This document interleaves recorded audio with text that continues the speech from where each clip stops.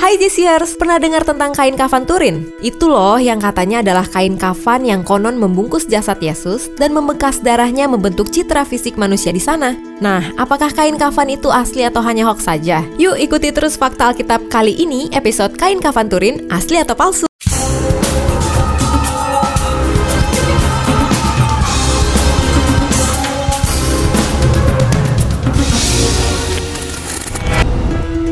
Kain kafan Turin atau Shroud of Turin atau kain kafan dari Torino sebenarnya hanyalah kain kafan biasa. Kain kafan berbahan linen ini memiliki panjang 4,36 meter dan lebar 1,10 meter. Kain kafan Turin ini tersimpan di sebuah kapel di Katedral Santo Yohanes Pembaptis di kota Torino, Italia.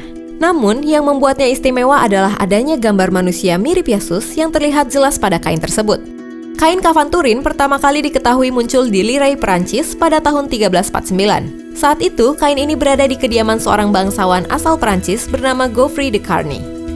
Sebelum sampai di Lirey, Prancis, kain ini diketahui berasal dari Yerusalem setelah sebelumnya melewati Konstantinopel dan Edessa, Turki. Pada tahun 1898, kain kafan ini dipamerkan di Katedral Santo Yohanes Pembaptis di kota Turin, Italia. Saat pameran itulah, seorang fotografer amatir bernama Secondo Pia diperbolehkan oleh pihak gereja untuk mengambil gambar. Saat itu, teknologi pengambilan gambar tentu saja masih sangat sederhana, sehingga perlu waktu untuk mendapatkan negatif fotonya. Tanggal 28 Mei 1898, malam harinya, Pia pun mendapatkan hasil negatif foto dari kain yang difotonya di Katedral Turin.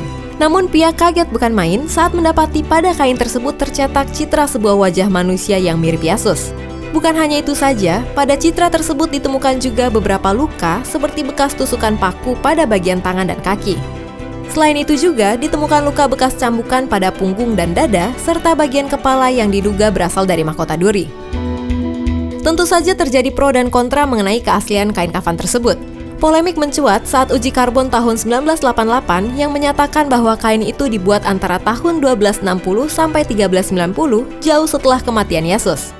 Hal ini juga diungkapkan oleh ahli seni Italia Luciano Busso baru-baru ini. Dia mengatakan bahwa kain yang kini tersimpan di Katedral Turin itu merupakan replika, bukan yang asli.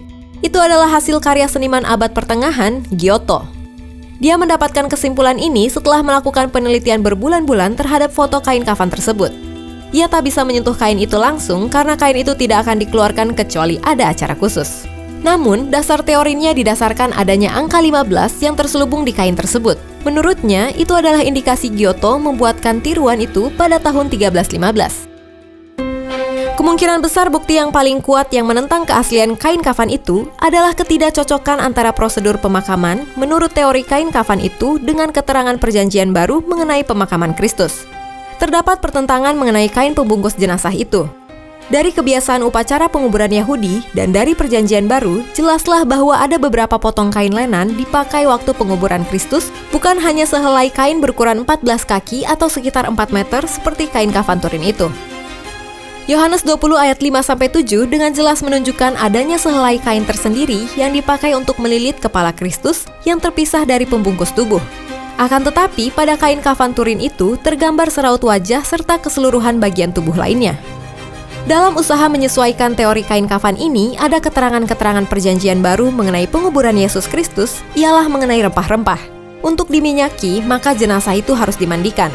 Ini jelas digambarkan dalam Yohanes 19 ayat 39-40. Sekiranya rempah-rempah ini digunakan untuk meminyaki tubuh Yesus, maka diwajibkan oleh upacara Yahudi dan dalam kebudayaan manapun juga untuk memandikan jenazah itu terlebih dahulu. Juga, apabila rempah-rempah itu dibubuhi pada jenazah seperti yang ditandaskan dalam kitab-kitab Injil, maka tak mungkin gambar itu berpindah ke kain kafan melalui radiasi seperti yang dikatakan oleh para pendukung teori kain kafan itu. Sementara bagi para pendukung bahwa kain kafan ini asli, mereka juga mempunyai teori tersendiri. Pertama, tidak ada cat, bahan-bahan pewarna atau pigmen-pigmen lainnya di dalam kain kafan, kecuali flek-flek kecil yang berasal dari pengudusan ikon-ikon dan lukisan-lukisan yang menyentuhnya.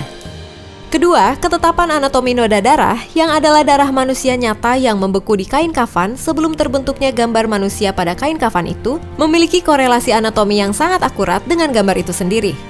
Bagaimana mungkin seorang pemalsu abad pertengahan bisa mencapai hal tersebut? Ketiga, sangat sulit untuk menjelaskan bagaimana serbuk-serbuk sari yang berasal dari Palestina muncul secara melimpah pada kain kafan yang diperkirakan asal-usulnya dari Timur Tengah. Jika memang benar kain kafan itu berasal dari Eropa abad pertengahan, dan bagaimana bisa koin-koin yang dicetak pada tahun 29 Masehi di Palestina bisa muncul di kelopak mata manusia pada kain kafan tersebut, bisa menduplikasi karakteristik Palestina abad pertama pada kain kafan ini? Noda-noda darah pada kain kafan ini berasal dari peristiwa penyaliban yang identik dengan yang dijelaskan dalam keempat Injil yang sangat tidak lazim jika bukan khusus dan banyak hal seperti dimahkotai duri, dicambuk atau didera, dan ditikam dengan pilum atau tombak Romawi. Sampai sekarang masih terjadi perdebatan antara pihak yang mendukung bahwa kain kafan ini asli milik Yesus Kristus dengan pihak lain yang menentang keasliannya.